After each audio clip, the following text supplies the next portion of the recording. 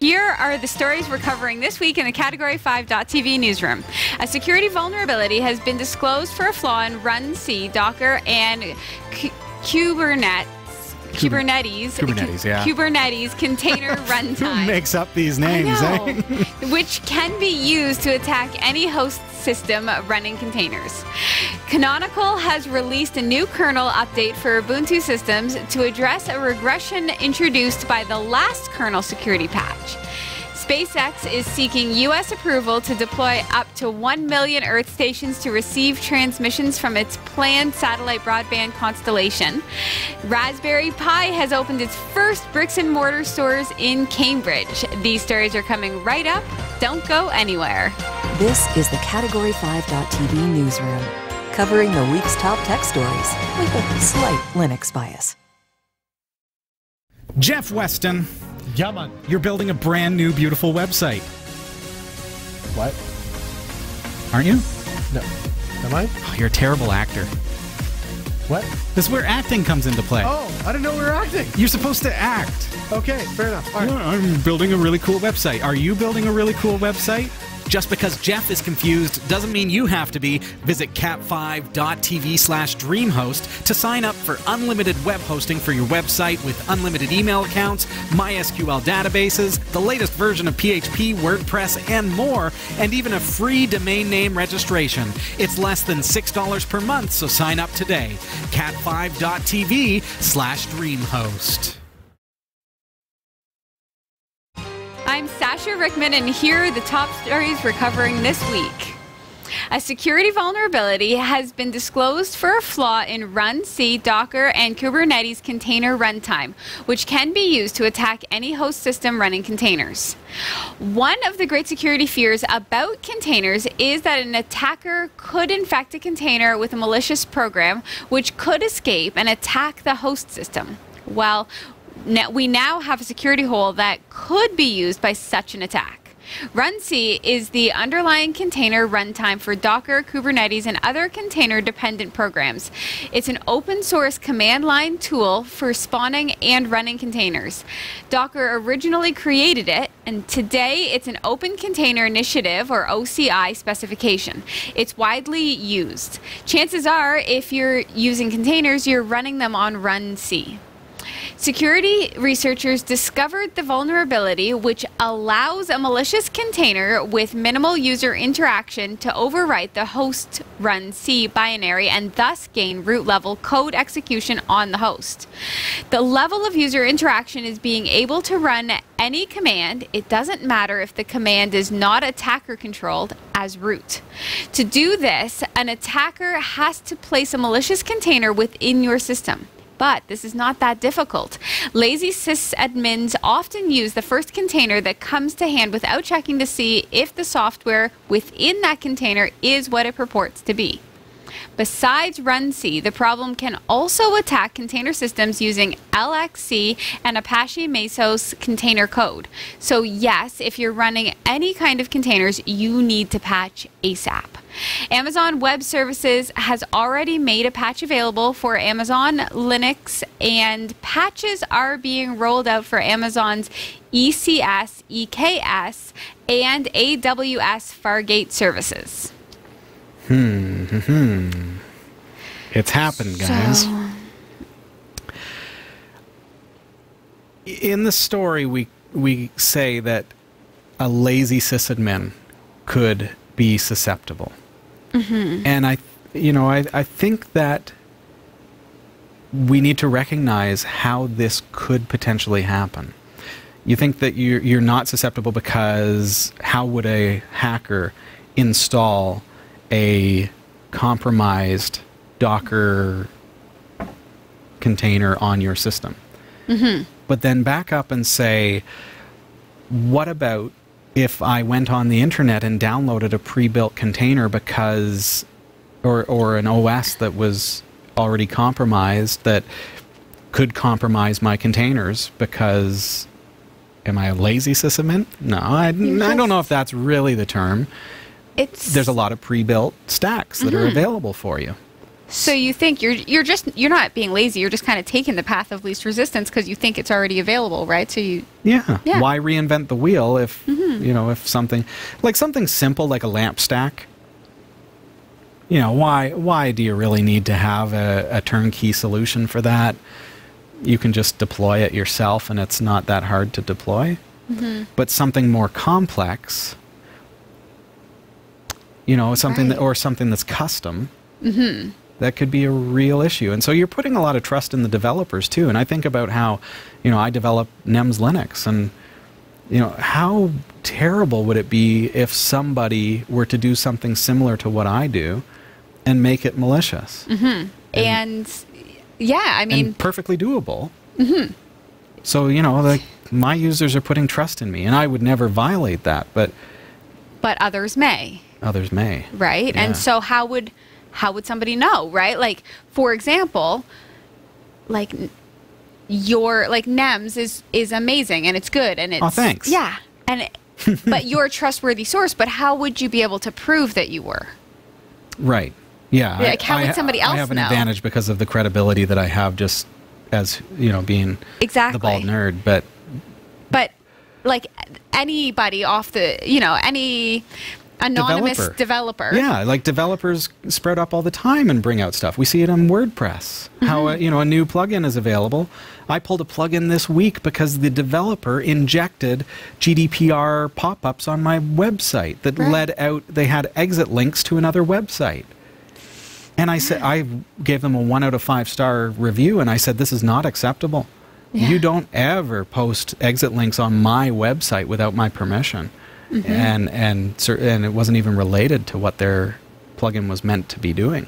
So to me, it's like they violated my trust. They violated my users' trust as well.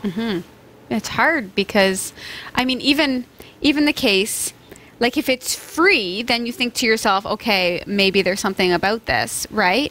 But then there's, like, you never know, Sometimes, right? yeah. Sometimes it is. I download like free watch faces to my Fitbit. Well, really, in truth, this Fitbit is connected to a lot of things, right? So there could be something. It's even worse when a developer could inject maliciousness and charge you money for it, right? Oh, sure. Which is also a case. So Yeah, we do hear about those things happening too. Yeah. So I think it boils down to be careful who you're downloading stuff from. And not just like sources, because my WordPress plugin, as the example, came from the official WordPress plugins repository. Like it came directly from WordPress.com. So, but it wasn't developed by them. And we've heard of WordPress having injected code sometimes. And so people who have those plugins get that injection. So similarly, if you're using Docker and you're getting containers from third-party sources and you're not building them yourself, then you really, really have to be wary and careful. This is just a perfect example of, why you have to be so careful.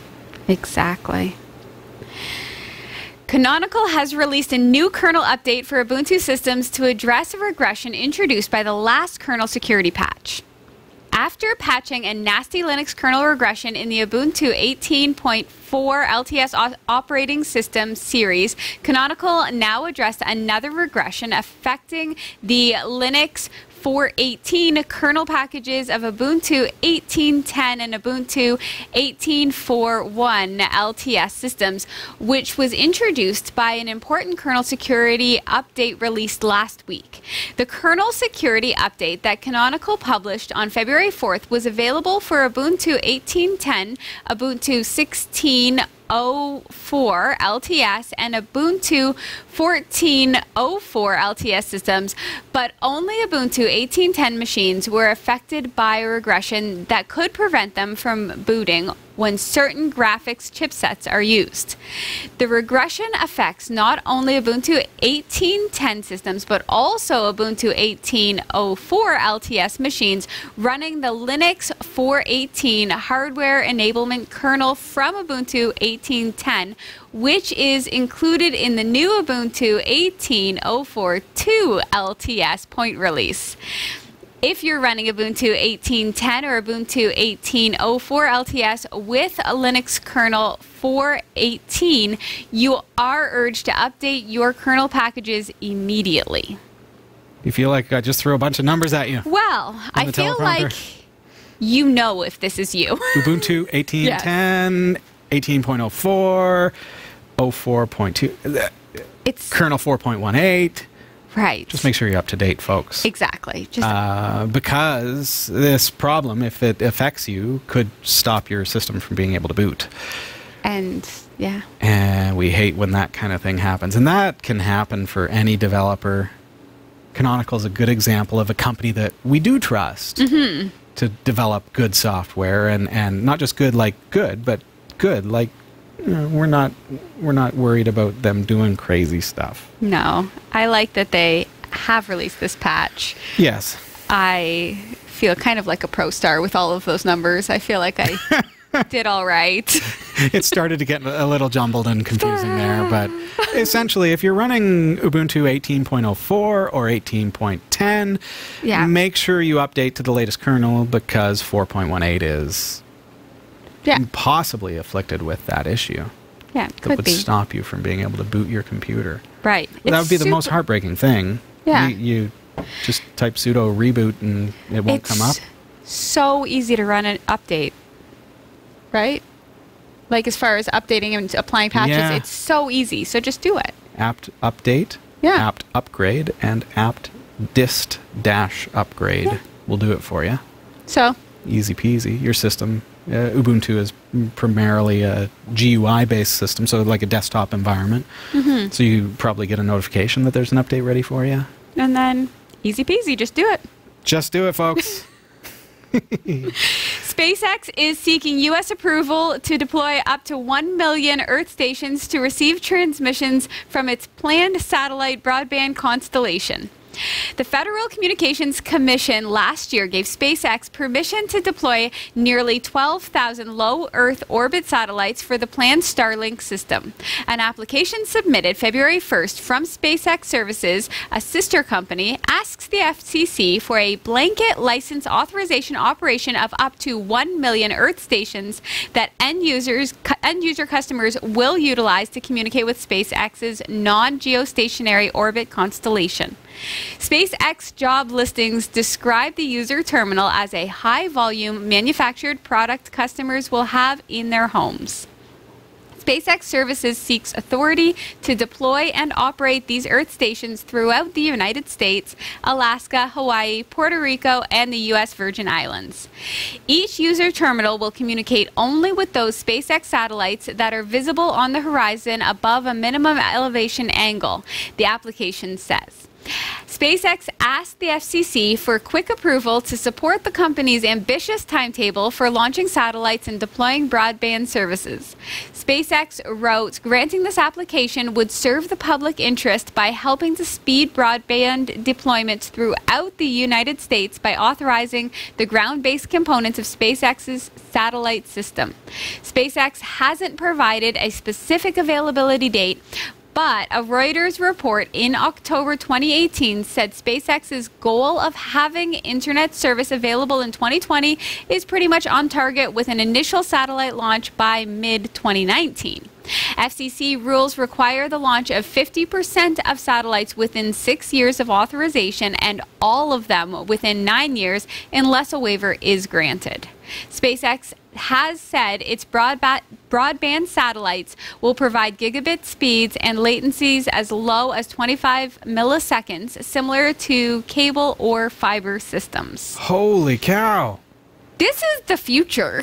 This is weird. As you're telling the story, Sasha, I'm thinking about how this is also the same company that is apparently going to take us to Mars. Right. So, is this like a preemptive, like, let's get this thing going so that we can open up communications with another planet? That is cool. Moon base, for example, that kind of stuff. Obviously, that's more in line. But with those kinds of latencies, like really, really fast and really, really low delay for internet connectivity, telecommunications, radio broadcasts, video broadcasts, all those things can be done through this kind of interface. I'm excited about finding out how this actually pans out. Like mid 2019, that's soon, Yeah. right? It's going to happen, and we'll have reports quick. Here I am, excited about Mars. I know. But realistically, this is better internet than I have Right. at home or here.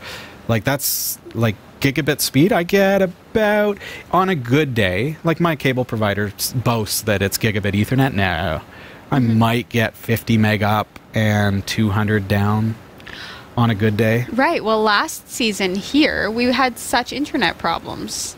We were on LTE, which is the kind of the current standard for mobile. Mm-hmm. We were getting about 2020, which Right. was good, but LTE in and of itself is what it is. It's a wireless cellular technology that it doesn't do very well with large packets and things like that. So This would be awesome. I would like it. I will like it. Let's see what happens. As we don't have, as you say, we don't have long to wait. So let's see yeah. if they get the approval. That is. Right. They have to have. They only have 6 years to get 500,000 base stations installed. I can't imagine that would be difficult. You're installing a base station. That's an on-Earth home device, right? Well, that's kind of the impression I'm getting. But is it like a wireless modem, or is it like a tower? It's Can't be a probably tower. It's gotta be just like a something. wireless modem or something. And I feel like Yeah. you drive down the street and you see those old disc satellites and they're still up on people's houses. Mm-hmm. There's definitely like 50,000 of those out and about. You know, like I Yeah, feel yeah. like you sell it to somebody, they'll install it, Mm-hmm. right? It's not going to be that difficult. I have faith in you, I'm going to hold you to SpaceX. that. We're gonna. So in about 6 months' time, we're going to do a video of Sasha installing SpaceX internet. And then a clip. It's not that difficult. It's not that hard. I feel like you can do it. That's confidence. Raspberry Pi has opened its first bricks and mortar store in Cambridge. The foundation behind the credit card-sized Raspberry Pi single-board computer said it hoped the store would help people get hands-on with technology, try their hand at programming, and see some of the projects being powered by Pi. The shop, located in Cambridge's Grand Arcade Shopping Centre, is in the city where Raspberry Pi was founded and is still based. As we asked Raspberry Pi Kit, as well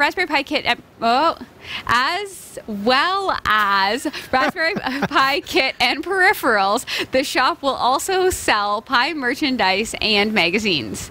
To coincide with the store's opening, the foundation is also releasing a new Raspberry Pi starter kit, which includes the latest Pi 3 Model B+, as well as a keyboard, mouse, SD card, power supply unit, HDMI cable, case, and a book explaining the basics of Pi. The kit will only be sold in the physical store for the time being, but will be rolled out online in the coming weeks. Founder and CEO Evan Upton says the shop was the next big step to persuading more people to catch the Raspberry Pi bug. He says the shop provides potential customers with a chance to learn about Raspberry Pi while at the same time giving us a chance to learn more about their needs. Previously, the majority of Raspberry Pi units and accessories were sold online. As well as attracting new customers, Upton said the shop could also become a way of better interacting with and developing the online Pi community. Founded 6 years ago, the Raspberry Pi Foundation has gone on to sell 19 million of its low-cost single-board computers. Raspberry Pi isn't the only online-only brand that's moved offline. Amazon has been experimenting with bricks and mortar stores since 2015, and in January 2018, it opened its first cashierless grocery stores to the public. This kind of happened out of the blue. Like, did anyone see this coming? Maybe if you're local to them. I feel may like have. Raspberry Pi happened out of the blue. It's only 6 years old. That's amazing. That blows my mind in itself. And now to have a bricks and mortar, I like it. What I love about what they're doing is, like, you think about the whole STEM and STEAM movements as far as, like, educating kids, and not just kids, but adults, too, because a lot of adults didn't grow up with hands-on tinkering with computers and technology. But the store is set up in such a way that you can work on your devices right there. You can learn and potentially, I would imagine, I mean, they're across the pond from us, so I haven't been able to visit, but I would imagine that they have staff there that are knowledgeable about the product as well, and how to use it, how to code it, how to use the GPIO, and can kind of teach a little bit as well. Yeah. And I get that impression from the statements of their founder, where he's kind of talking about, we can gauge, we can learn from the people who come into the store, right, how we can do better, how we can evolve the product. And so I think there's going to be more interaction than just walk in, buy a Raspberry Pi, and walk out. Exactly. Here's your kit. Here's how you set it up. Here's what you can do. And here's a book to get you started. I love it. I mean, that'll be online as well, but I love that first it's going to be just in store. Yes, yeah. I do have a huge favor to ask. I feel like I'm talking to just a few of you, because I know we have viewers everywhere. But if you're close by, please this weekend go to the store and just take a couple of selfies and shots. Let us know. Wear your Category 5 shirt. I know. At the Raspberry Pi store. That would be cool. Yeah.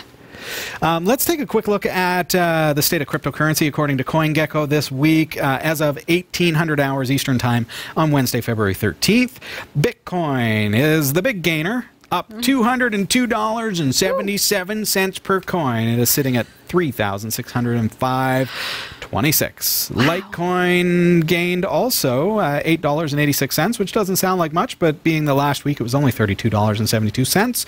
That brings it up to $41.58. Ethereum is at $121.57 US. Monero at $48.80, so everything's on the rise. Stellite, the little guys, gained 0.1 of a cent. A gain's a gain. Yep, 1.80. Turtlecoin is the only one that went down this week that we are monitoring anyways. There are thousands of coins at this point. It went down to 0.92 of a cent per Turtlecoin, but they're so easy to mine. They're still so easy to get and so economical. So, I mean, who knows where it'll be 10 years from now. Yeah, exactly. Nobody really knows. And do keep that in mind. If you are looking at cryptocurrency, the market never closes and it's always volatile. Big thanks to Roy W. Nash and our community of viewers for submitting stories to us this week. Thanks for watching the Category 5.tv newsroom. Don't forget to like and subscribe for all your tech news with a slight Linux bias. And for more free content, be sure to check out our website. From the Category 5.tv newsroom, I'm Sasha Rickman. And I'm Robbie Ferguson. Thank you so much for being here with us again this week. Looking forward to seeing you next week. Take care. Bye.